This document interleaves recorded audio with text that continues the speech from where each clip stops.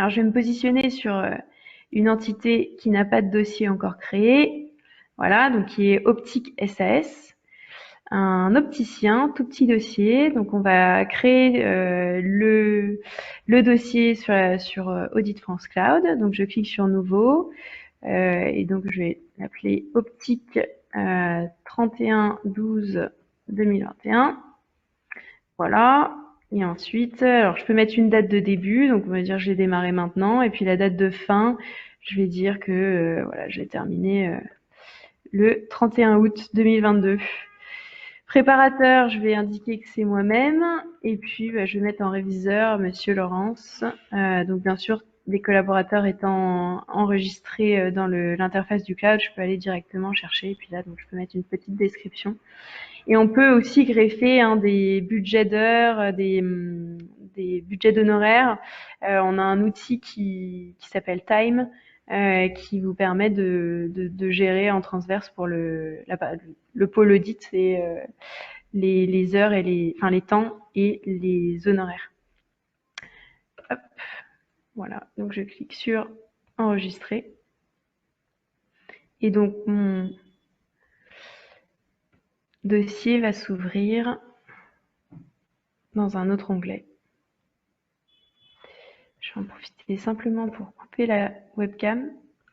Hop, comme ça permettra d'avoir certainement plus de bande passante.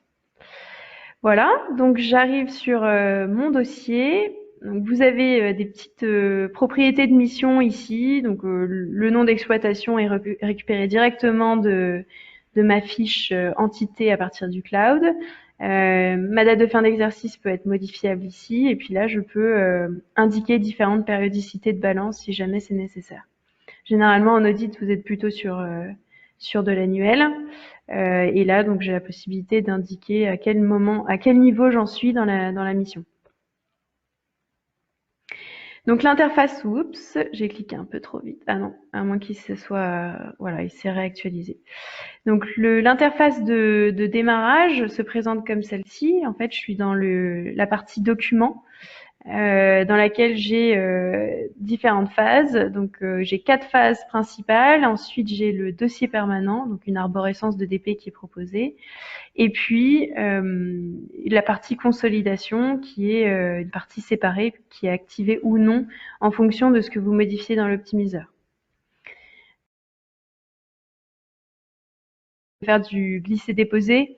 Donc concrètement, si je souhaite au niveau de la partie DP, voilà, j'ai un PV d'AG ici.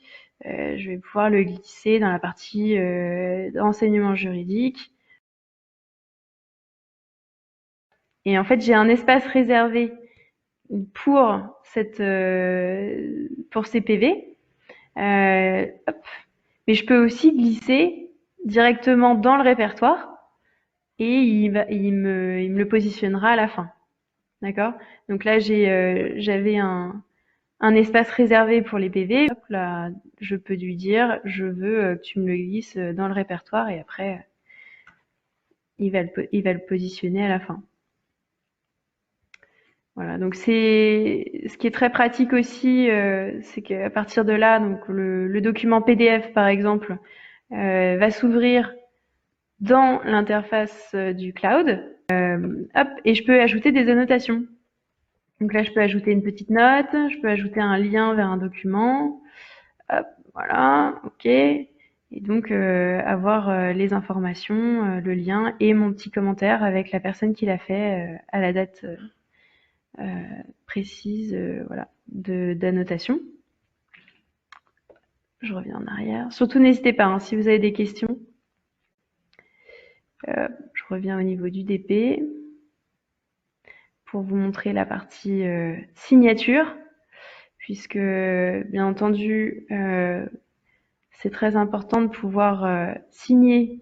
Voilà, je vais pouvoir signer le document directement ici. Donc j'ai 2 niveaux par défaut, le niveau de la préparation et le niveau de la révision. Donc je peux activer, ah oui pardon, 3 niveaux, excusez-moi, il y a l'associé aussi. L'associé en niveau en plus, ouais. Voilà. Donc ça, c'est la page document qui va s'adapter en fonction de vos réponses dans l'optimiseur qu'on va voir tout à l'heure.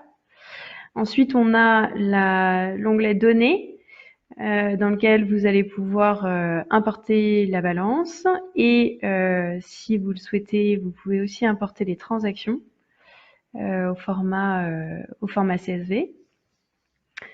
Ensuite, la partie ajustement d'audit, les régularisations, les risques créés sur le dossier, les tâches et les requêtes qui sont les demandes de documents. Donc le moyen de pouvoir suivre tous les documents que vous avez demandé au client, les échanges que vous avez eus en lien avec ces documents, etc. Donc ça aussi, ça va faire l'objet d'une petite partie de la démonstration, puisque c'est une fonctionnalité qui permet vraiment d'optimiser la collaboration avec le client.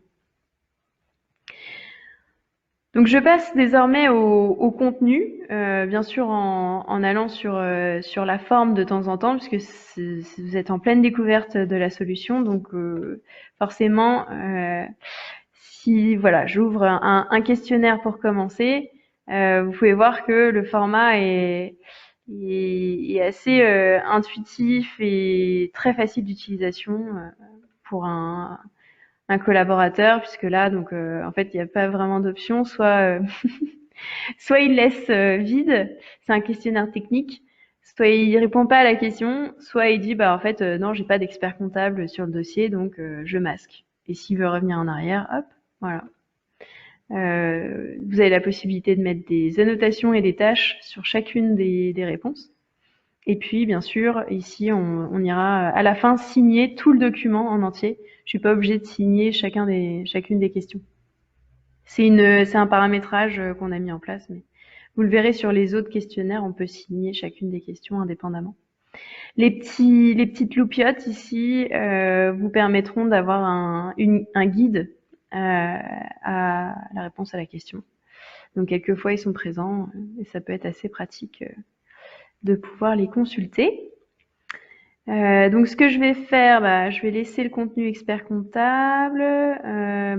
Tac, ce que je voulais. Non, donc par défaut, je préfère vous laisser les éléments affichés, comme ça, si jamais vous avez des questions spécifiques, ça permettrait de présenter le contenu. Mais en tout cas, c'est en instantané, quoi. Si je dis masquer, ça va instantanément masquer le questionnaire en question. Fiche signalétique. Alors bon, je vais pas ouvrir tous les documents, mais vraiment c'est pour vous donner un aperçu des types de réponses qu'on pourrait avoir, puisque tout à l'heure dans l'optimiseur j'étais assez limitée. Là, je peux avoir des listes, je peux avoir des récupérations automatiques à partir du cloud, puisque tout ça c'était des informations que j'avais saisies dans l'entité au niveau de Caseware Cloud. Ensuite, je peux avoir des formats de tableau, je peux ajouter des lignes. Je peux récupérer aussi des informations en direct du cloud, puisque en fait on les avait saisis au niveau du cloud, les contacts. Donc là, hop, si je clique sur dirigeant PE, je récupère toutes ces informations dans ma fiche. Et puis donc différentes dates également sont disponibles, le CAC, etc., etc. Les parties liées avec une partie guide.